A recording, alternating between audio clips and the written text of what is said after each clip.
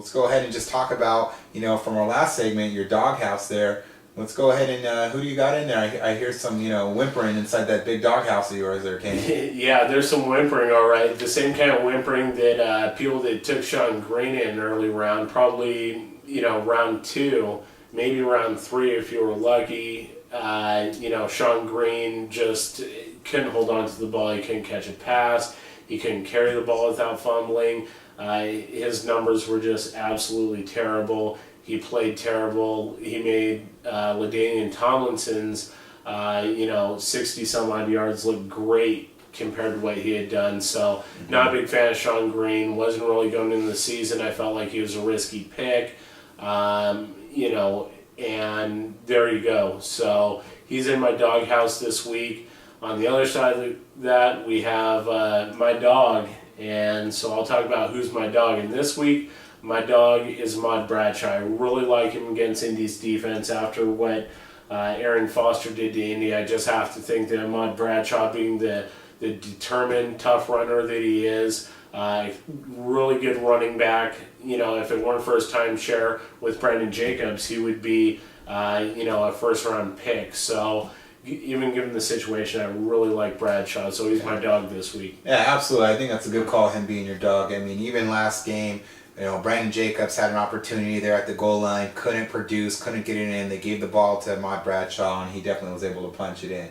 So, good call on that. Ahmad Bradshaw, you have him, get him in your lineup, especially against a weak Colts defense going on here for us. Speaking of punch, who do you want punch? What do you punch? How about for a beatdown? Oh. So, don't come and beat down for anything. CJ Spiller, I did take you in the 7th round, but you deserve a beat down because you suck, CJ Spiller. I think you had, a negative 50 yards there? I think my grandma can run better than that. You are getting a beat down, CJ Spiller. He was like Betty White off the Snickers commercial. It was terrible. It was terrible. Like Betty White.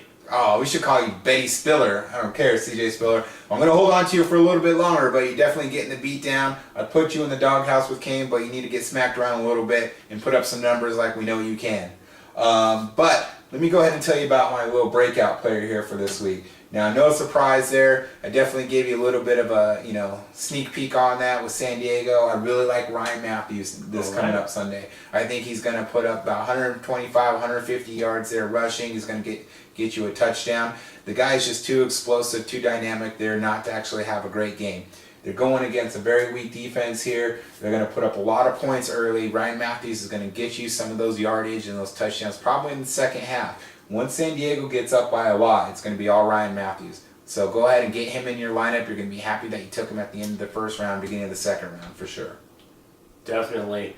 And we got an email here actually this week. We're going to go ahead and read this to you. It's actually from a celebrity that obviously wanted our fantasy football advice so bad that he came back from the grave. So it's from the King himself. The King, Elvis Presley. Elvis Presley sent us an email and thanking us for our Arian Foster advice. So I'd say you're welcome. You're welcome, King. Anytime. Anytime. That's what we're here for, fantasy football advice.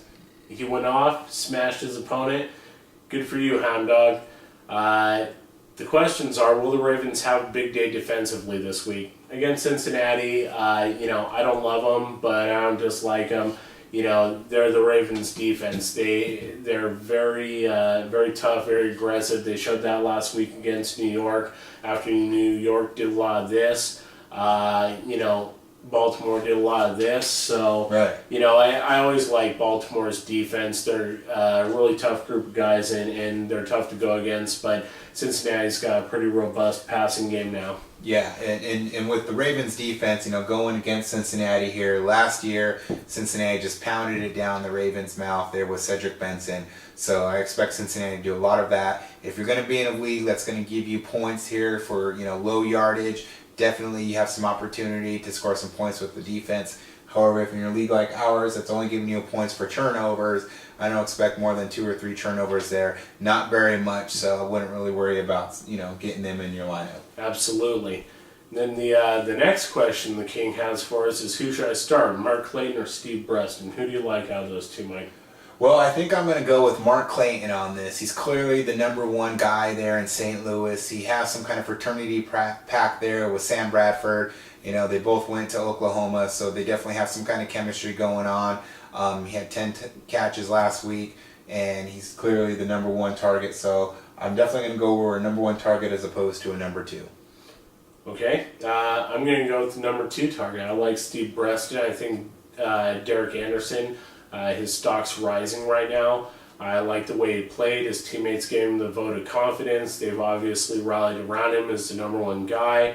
Atlanta's going to try to take Larry Fitzgerald out of the equation. Early Doucette's injured, probably not going to play this weekend. I like Steve Breston. So the guy plays fast and he gets around the field, and you know, he's a pretty tough play across the middle too. So the next question is, I had Kevin Cobb. Who should I pick up?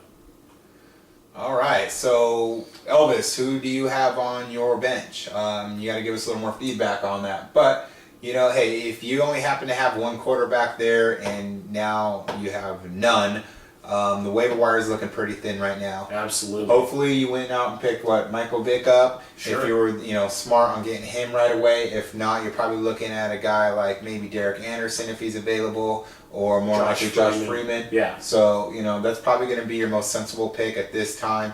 If you're watching this now and it's Saturday, you're probably going to look to get somebody like a Josh Freeman and just kind of hope for the best there, and hopefully that, you know, he can carry it over for you on the next couple weeks. Yeah, and you know, in a 12-team league, you know, most teams are going to carry 2 quarterbacks. You got 24 off the board coming out of the draft, maybe 26 off the board going out of the draft with some late round picks. You know, that doesn't really leave a whole lot in terms of starting quarterbacks. There's been a few injuries. You have guys like Sean Hill that are stepping in for yeah, that's another name, Sean Hill. For Matthew Stafford, but he's going to be in there for a little while, but not the guy you want to try to carry your team for the rest of the season, because as soon as Stafford's back, he's going back in. So thanks for the questions. We appreciate them. Keep sending them our way, and we'll try to get to them and answer them for you as soon as possible.